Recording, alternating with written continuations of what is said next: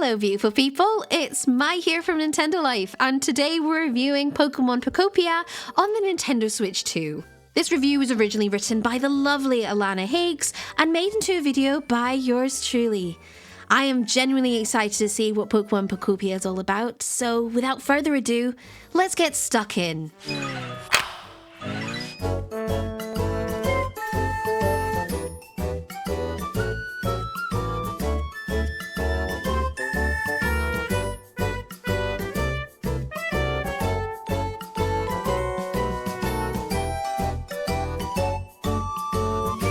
For some people, Pokémon hasn't been a constant in their lives.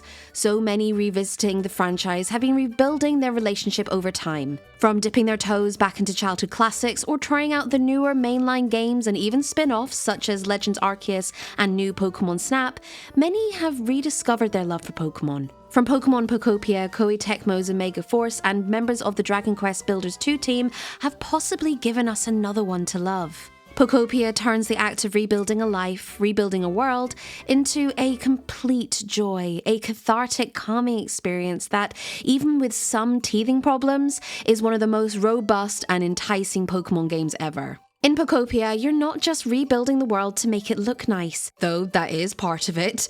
You're doing it for the Pokemon. And you're not just collecting them all like numbers in a Pokedex, you're finding out where they like to live, what they like to eat, and how their abilities help make the world a better place. Collecting Mons has long been the main draw of the series to us, but this game adds a layer of warmth to the whole process and feels fresh and exciting. The whole point of the game is to build environments to attract these pocket monsters back in the hopes of finding out just what on earth has happened. Crumbling Pokemon centers, ruined buildings, and blocked waterways now litter this uncanny familiar world, and it's Ditto's job to help put things back together by sucking up materials like a freakier version of Kirby. As Ditto, morphed into an unearthly human-like creature, you can do other things by transforming into other creatures and using their skills. Starting off with a simple water gun to revitalize patches of grass, we quickly amassed an arsenal that included the ability to cut wood and trees, punch our way through blocks and terrain, and even jump like a floundering Magikarp. No daft transformation there though, sorry.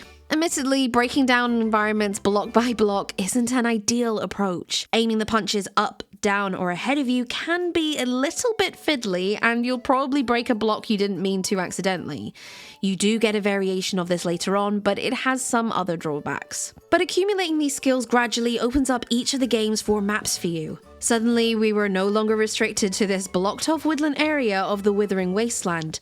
We could punch a hole through the wall and turn a spring into a river, or make a new pathway to lead to a beach and a cove. You do have an energy PP meter, but it's almost impossible not to find food to replenish this quickly. It's the most free a Pokemon game has felt in a long time. The game will often highlight requests you can pick up and tell you how to build certain habitats, and sometimes what Pokemon is attracted to those little nests. And you do have to progress each area's story to unlock the next map. Building these is extremely easy, even when you have to do it square by square. Made a little easier still with mouse mode. But you could also completely ignore the story if you wanted to go and build, explore, and discover each biome at your own pace.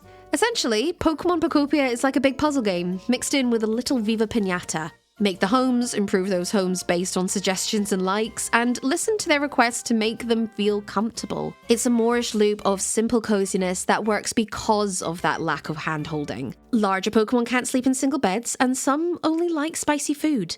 What fits that criteria is down to you to figure out. Unfortunately, crafting is simple. Just stand at a workbench, place some storage boxes with materials next to it, and then pick what you want to make. From lamps to beds to toys to even paint balloons. And yes, you can craft multiple items at once. Whenever we did focus on the story, the details were all just guidance.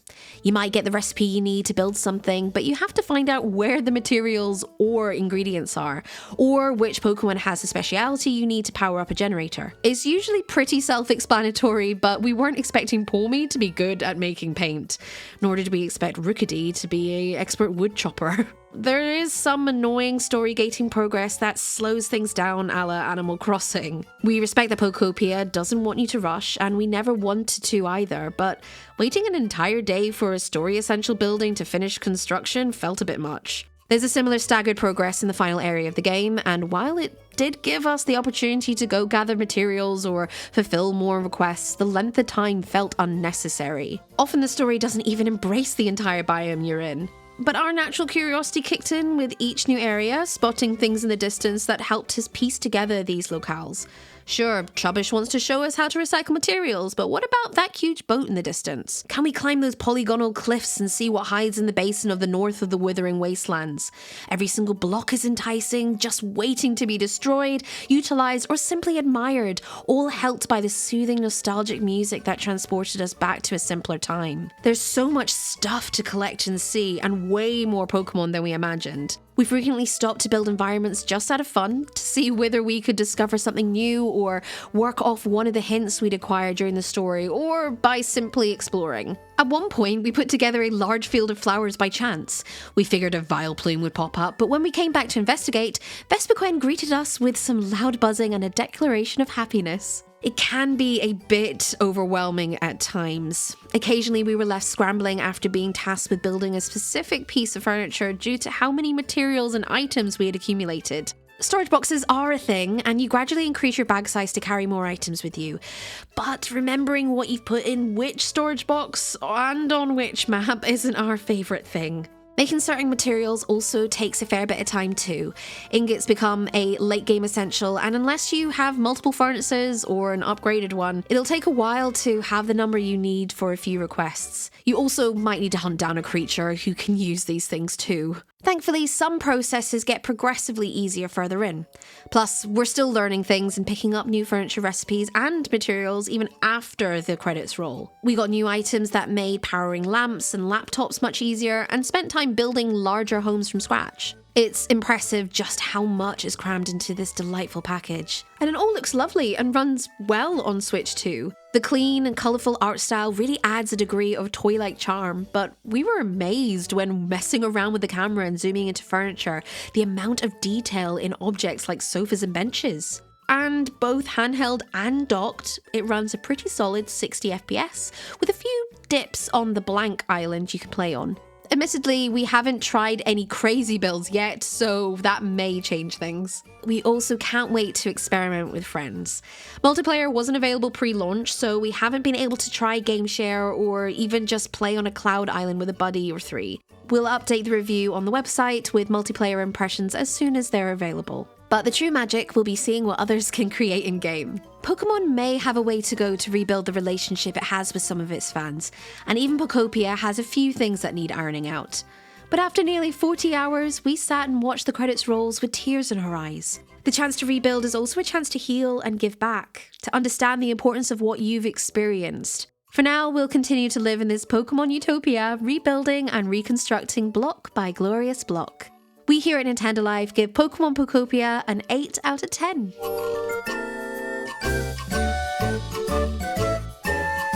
Now it's time for my thoughts. So, unfortunately, I did not get the chance to play Pokémon Pokopia before launch, but I'm going to be very much like all of you out there and be playing it on day one. I've already pre-ordered it. I'm very, very, very excited. When I first saw the announcement a few months back, I was a little bit dubious about it, and I was a bit unsure about what it was going to be like, but I am a cozy gamer. I love my cozy games, and I love Minecraft. I love Dragon Quest Builders 1, and having a combination of all of those and Pokemon and having the kind of Animal Crossing style element as well, I really feel like this is going to be the perfect game for me. It's going to replace a few other games that I have on my revolving play list at the moment, but yeah, I'm really excited. I'm also really looking forward to trying out the multiplayer, because the idea of having a little like cloud island with all my fellow Ditto pals, it's either going to be complete cuteness or complete chaos. Either way, it's going to be fantastic. I'm so excited. As soon as I get the game, I am going to definitely be wrangling up Alana, or like I want to wrangle up my friends who have got the game, and just so we can play together. I'm desperate to see what it's like. Although saying that, even though I love sandbox, crafting, survival type games and cozy games, I know for a fact I'm going to be so bad at decorating the island and the areas, the maps that that the game offers. I'm hoping that maybe this will give me a bit of the kick up the bum to, I don't know, hone my skills in decorating.